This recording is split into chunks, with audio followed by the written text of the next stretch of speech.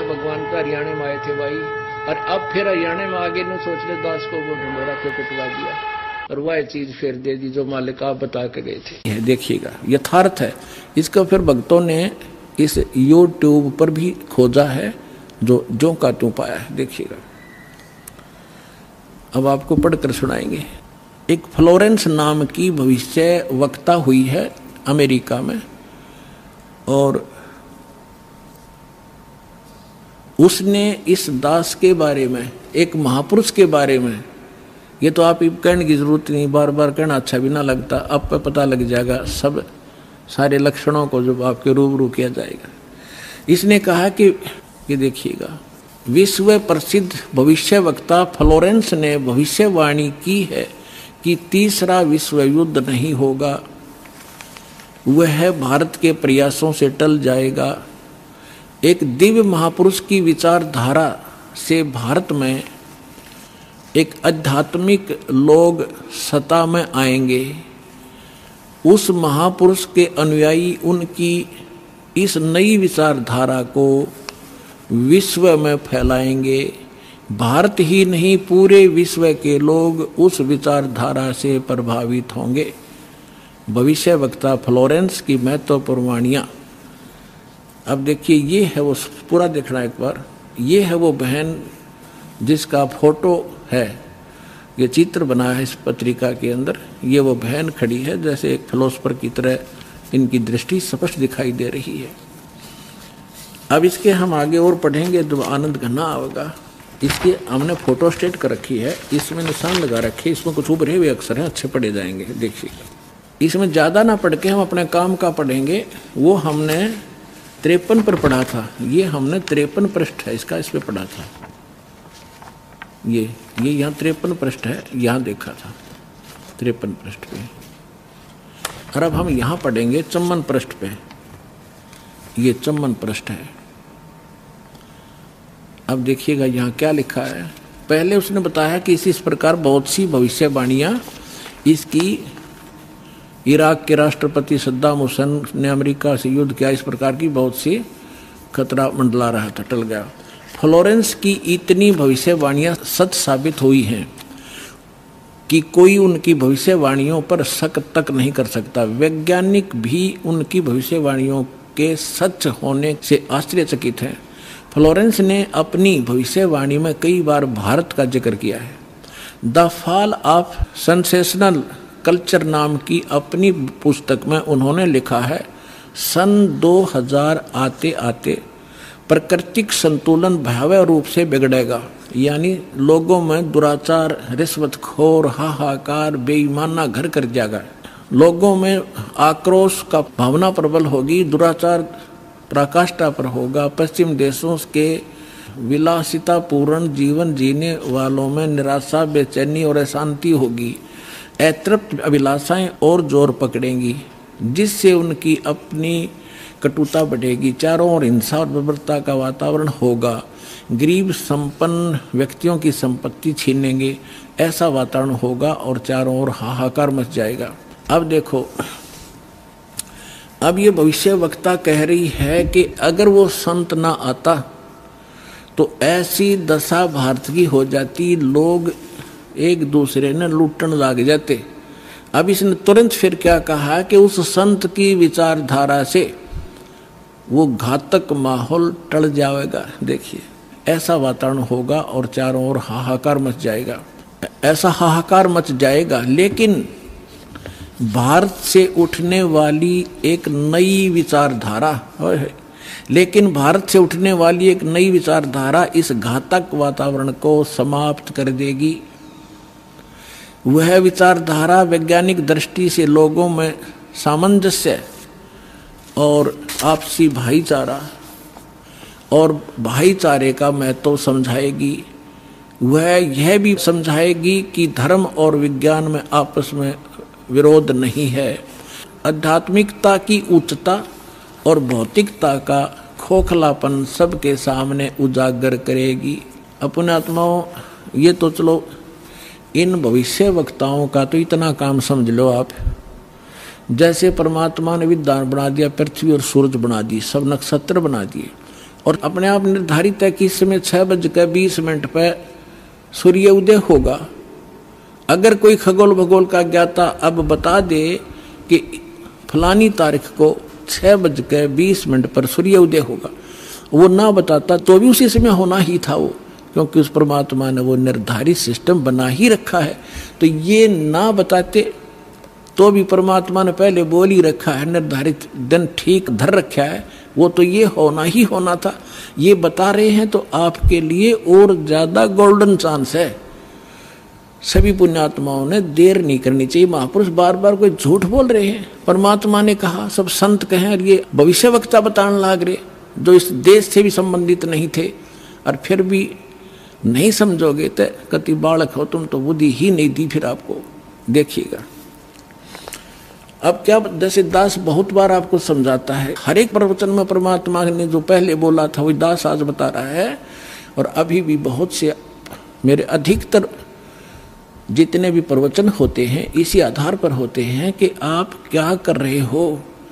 आप यहाँ अरबपति बन गए, खरबपति बन गए, दुनिया न लूट लूट के, और वो सारा छोड़कर चले गए। सर्व सोने की लंका थी वह रावण से रणधीरम, एक पलक में राज विराजी जम के पड़े जंजीरम।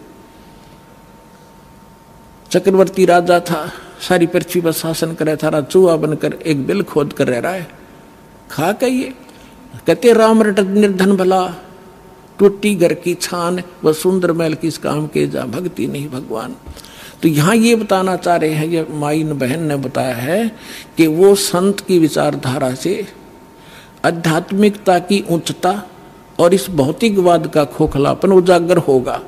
ये हो रहा है आपके सामने, और सबकी आत्मा मान रही इस बात को, सचमुच ऐसा है। देखिए ये कह रहे हैं कि आध्यात्मिकता की उच्चता और भौतिकता का खोखलापन सबके सामने उजागर करेगी। मध्य वर्ग उस विचारधारा से बहुत प्रभावित होगा। आप जितने यहाँ रहे हो बिल्कुल मीडियम वर्ग के बच्चे हो सारे, बिल्कुल। और देखो कैसे आप उमड़ उमड़ कर आ रहे हो, कैसे मान रहे हो दास ने जो बोल दिया फाइनल है, ना किसी को लेना है ना देना है। विवाह एक सिंपल वे से करना है। हम विवाह के ऊपर इतना खर्चा कर देते हैं, फिर आगे सूचक बात पता नहीं कितने कुबाड़ हमने सर पर रख लिए। जब ब्रह्मा विष्णु महेश का ब्याह किया था दुर्गा ने, ना कोई भाती था ना बराती था, ना कोई जलेबी तारे था, ना कोई डीजे बजानिया था। उठाकर कह दिया, ले भाई ब्रह्मा या तेरी पत्नी सावित्री अपना घर बसा बेटा। लक्ष्मी दे दी विष्णु को, ले बेटा या तेरी पत्नी जाओ अपना घर बसाओ। और शंकर जी को पार्वती दे दी, जाओ भाई हो गया ब्याह। और ये बाकी बकवाद तो बेमतलब की है जो हम किया करते थे, अपने सिर पर बोझ धर लिया सारा जीवन इन बकवादों के लिए, जोड़े जाते लुटे जाते यही फूक जाते। अब देखिएगा खोखलापन उजागर कर देगी। मध्य वर्ग उस विचारधारा से बहुत प्रभावित होगा। यह वर्ग समाज के सभी वर्गों को अच्छे समाज के निर्माण के लिए उत्प्रेरित करेगा। यह विचारधारा पूरे विश्व में चमत्कारी परिवर्तन लाएगी। मुझे अपनी छठी अतीन्द्रिय शक्ति से ये एहसास हो रहा है कि इस विचारधारा को जन्म देने वाला एक महान संत भारत में जन्म ले चुका है।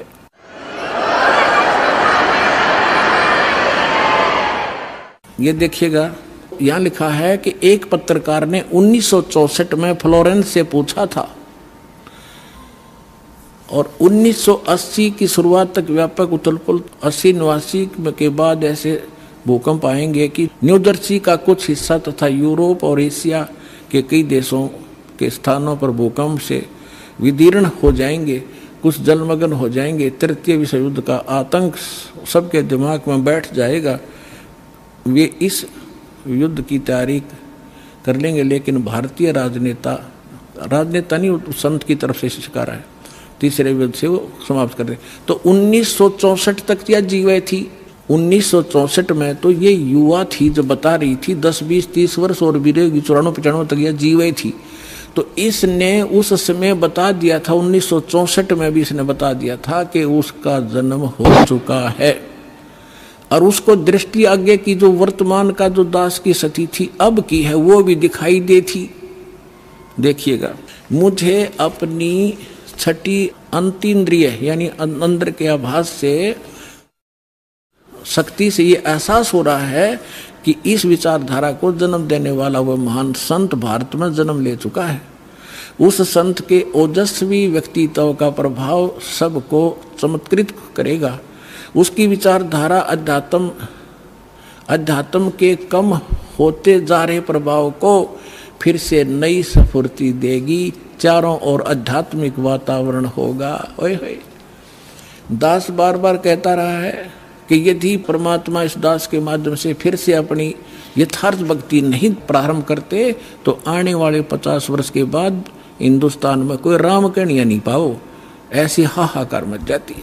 तो इसमें यही कहा है कि वो फिर गिरते हुए अध्यात्म सत्र को फिर से उभारेगा, इसका ये भावार्थ है। उस संत के ओजस्वी व्यक्तित्व का प्रभाव सबको चमत्कृत करेगा। उसकी विचारधारा अध्यात्म के कम होते जा रहे प्रभाव को फिर से नई स्फूर्ति देगा। चारों ओर आध्यात्मिक वातावरण होगा। संत की विचारधारा से प्रभावित लोग विश्व के कल्याण के लिए पश्चिम की ओर चलेंगे। धीरे धीरे एशिया, यूरोप, अमेरिका पर पूरी तरह छा जाएंगे। उस संत की विचारधारा से पूरा विश्व प्रभावित होगा। उनके चरण चिन्हों पर चलेगा। पश्चिमी देश के लोग उन्हें ईसा, पश्चिमी देश के लोग अमेरिका, इंग्लैंड आदि उन्हें ईसा, मुसलमान उन्हें एक सच्चा रहनुमा और एशिया के लोग उन्हें भगवान का अवतार मानेंगे। उस महासंत की विचारधारा से बौद्धिक क्रांति आएगी। बौद्धिक माने अच्छी बुद्धिमान लोग उसके साथ होंगे। देखो, बुद्धिजीवियों की मान्यताएं बदलेंगी। जो ये अंग्रेज पाके बैठे बड़े बड़े अफसर कहते हैं नवी सोचने पर विवश होना पड़ेगा कि तुम कर क्या रहे हो, करना क्या चाहिए था। बुद्धिजीवियों की मान्यताएं बदलेंगी। उनमें ईश्वर के प्रति श्रद्धा और विश्वास की कोपलें फूटेंगी। फ्लोरेंस के अनुसार वह संत भारत में जन्म ले चुके हैं। वह इस संत से काफी प्रभावित थी। अपनी एक दूसरी पुस्तक golden light of new era में भी उन्होंने लिखा है कि जब मैं ध्यान लगाती हूँ तो अक्सर एक संत को देखती हूँ, गौर वर्ण के यानी गोरे वर्ण के। उस संत के ललाट पर गजब के तेज होता है। उनके ललाट पर आकाश से एक नक्षत्र के प्रकाश की किरणें निरंतर बरसती रहती है। अपने आत्माओं, आप देखिएगा ये इस तरह आती हैं ये जैसे परमात्मा बैठे हैं सतलोक में, वहाँ से इस दास के ऊपर ये ऐसी अपनी किरण बरसा रहे हैं। यहाँ से आकाश से आ रही है और दास के ऊपर परमात्मा की शक्ति निरंतर चल रही है। उसी से आगे आपको कनेक्शन दिया जा रहा है। अब उसी को ये बहन बता रही है फ्लोरेंस, अपनी दिव्य दृष्टि से देख करके उसके ऊपर माथे पर यानी उसके सिर पर ऊपर से आकाश से नक्षत्रों से एक लाइट निरंतर आ रही है जो उसके माथे पर बरस रही है और वही शक्ति आगे आप में जा रही है। देखिएगा, जब मैं ध्यान लगाती हूँ तो अक्सर उस एक संत को देखती हूँ गौर वर्ण के। अब देखो यहाँ थोड़ा सा लिखना भूल गया, फिर इन भक्तों ने अपना ने एक बुक इसने बताई है। देखिएगा, एक दूसरी पुस्तक golden light of new era, ये एक बुक है। इस बुक के आधार से भक्तों ने एक वेबसाइट से निकाला है, वेबसाइट से इसकी इंग्लिश में है उसकी वाणी। वो इस प्रकार देखिएगा, यही है, I can clearly visually A golden era divine. वो कहती है मैं देखती रहती हूँ। यहाँ देखना, यहाँ पर है जो हिंदी उसने किया वो यहाँ से है। When I enter great flights of meditation I visualise, मैं देखती हूँ। ये क्या कहती है बहन कि जब मैं ध्यान की गहन ऊंचाइयों को छूती हूँ, यानी जब मैं ऊपर उड़ती हूँ ध्यान से, तो मैं क्या देखती हूँ। देखिएगा, when I enter great flights of meditation I visualise such a great saint who is fair skinned, यानी फेयर स्किन्ड माने साफ वर्ण का, गौर वर्ण का, विद वाइट हेयर, उसके बाल सफेद हैं, white hair, and without a beard and moustaches, वो बिना दाढ़ी मूछ का है।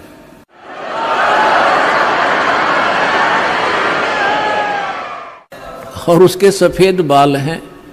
दास की इस एज को वो उस समय देख रही थी कि उस समय वो ढूंढा ठावेगा। अब उसी का अंश इसने यहाँ थोड़ा सा कम अनुवाद कर पाया, ये भूल गया होगा। इसने अपनी दूसरी पुस्तक golden light of new era में भी लिखा है, जब मैं ध्यान लगाती हूँ तो अक्सर एक संत को देखती हूँ, गौर वर्ण के, आगे लिखना भूल गया, सफेद बाल थे, बिना दाढ़ी मूछ का। अब दरअसल क्या है कि ये कोई पत्रकार ने उस वाणी को, उसकी बोली हुई को अपने ढंग से चित्रार्थ किया है। तो इन लोगों का दृष्टिकोण था किसी और संत पे कि वो हो सकता है। इसमें लिख रखा है कि वो श्री राम शर्मा होगा। इस अंग्रेजी वाले ने आगे चल के दो, जैसे गीता मूल तो सही है, मूल पाठ गीता का, अनुवादकर्ताओं ने अपने हिसाब से श्री कृष्ण का ऊपर बना रखी थी, श्री कृष्ण बोल रहा है गीता। तो ये लोग ऐसे यहाँ ये जान के छोड़ गया कि वो सफेद बाल होंगे और बिना दाढ़ी मूछ वाला होगा, इसलिए यहाँ छोड़ गया। इसमें इंग्लिश वाली में उसकी साफ लिखा है, वो उसकी अपनी बोली हुई भविष्यवाणी है, अपनी भाषा में। यहाँ देखिएगा, जब मैं ध्यान लगाती हूँ तो अक्सर एक संत को देखती हूँ, गौर वर्ण के। उस संत के ललाट पर गजब के तेज होता है, उनके माथे पर, ललाट पर आकाश से एक नक्षत्र के प्रकाश की किरणें निरंतर बरसती रहती हैं। मैं देखती हूँ कि वह संत अपनी कल्याणकारी विचारधारा तथा अपने सत चरित्र प्रबल अनुयायियों की शक्ति से पूर्ण विश्व में नए ज्ञान का प्रकाश फैलाएगा। आप देख रहे हो, बंदी छोड़ के बच्चे कहाँ जा करके दूर दूर जा करके आज प्रचार कर रहे हैं परमात्मा के ज्ञान का। वह संत अपनी कल्याणकारी विचारधारा तथा अपने सत चरित्र प्रबल अनुयायियों की शक्ति से संपूर्ण विश्व में नए ज्ञान का प्रकाश फैला रहे हैं। वह संत अपनी शक्ति निरंतर बढ़ा रहे हैं। उनमें इतनी शक्ति है कि वह प्राकृतिक परिवर्तन भी कर सकते हैं।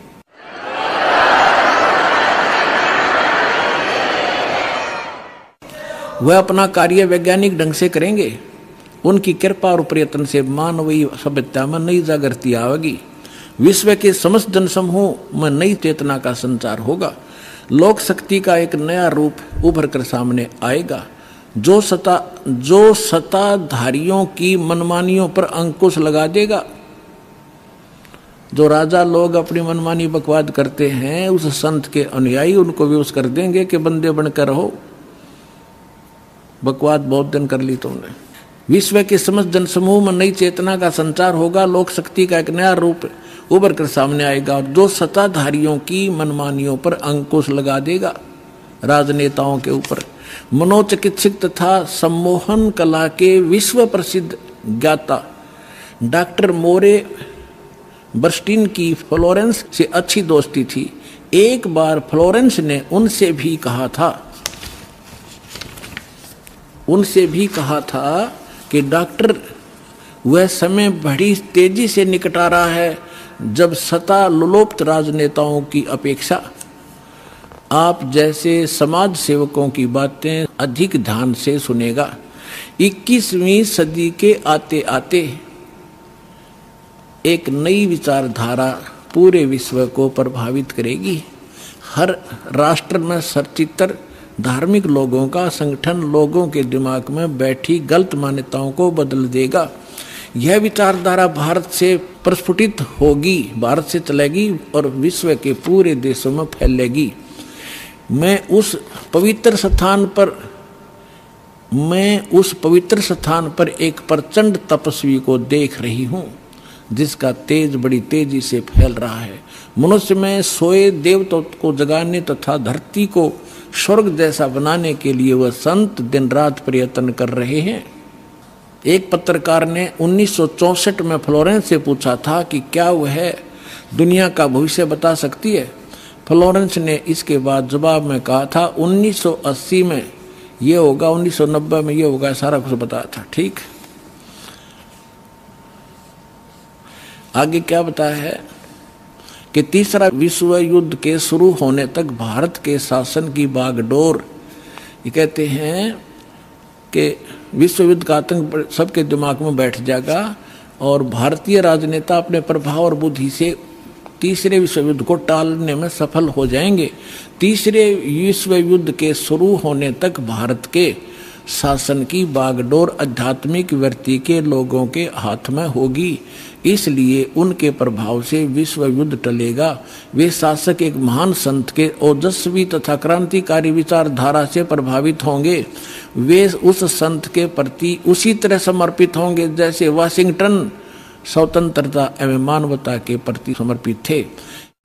न्यूजर्सी की रहने वाली, न्यूजर्सी कोई शहर है अमेरिका में, न्यूजर्सी की रहने वाली फ्लोरेंस सचमुच एक विलक्षण महिला थी।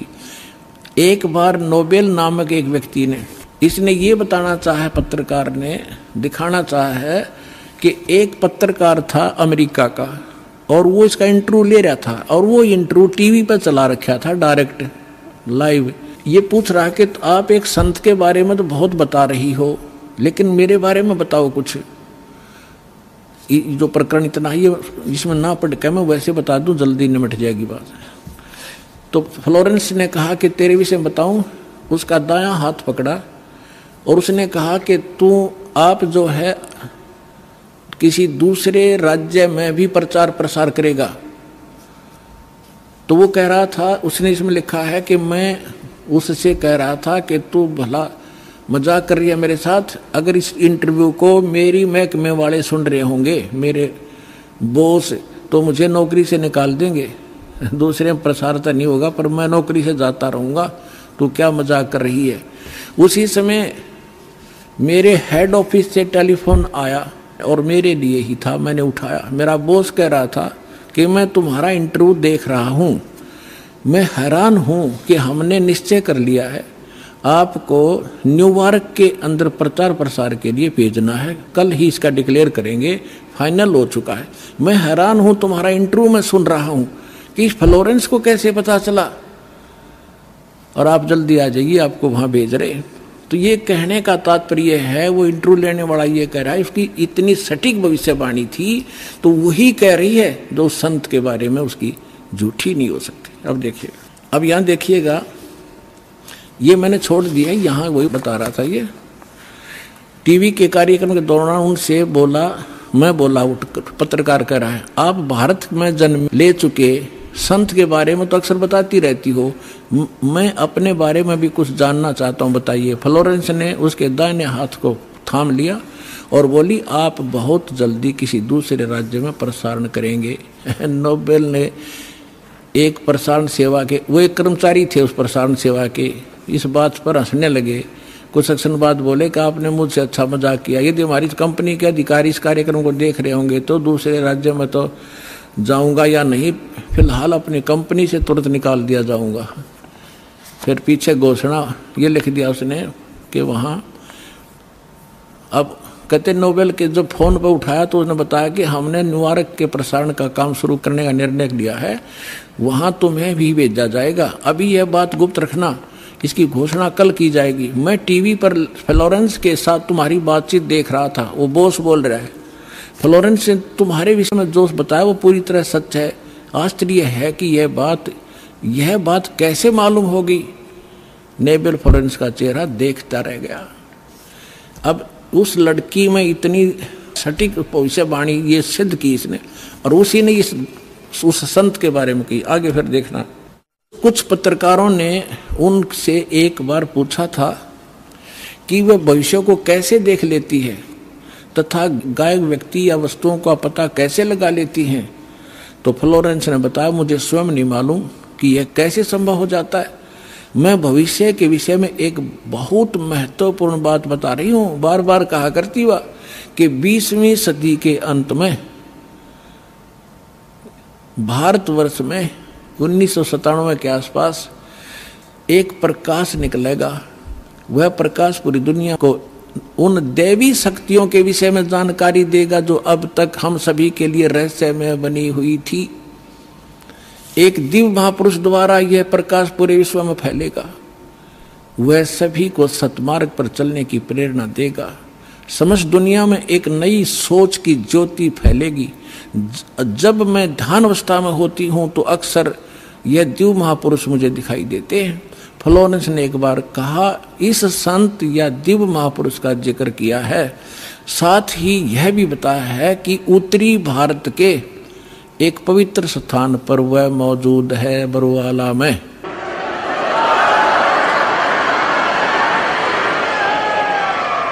तो पुण्यात्माओं, अब समझदार को संकेत ही पर्याप्त होता है। अपना कल्याण कराओ, जितना देर से आओगे उतना ही पश्चाताप होगा। ये गोल्डन चांस है, स्वर्ण अवसर आपको प्राप्त हुआ है, इसका लाभ उठाओ। सत साहिब।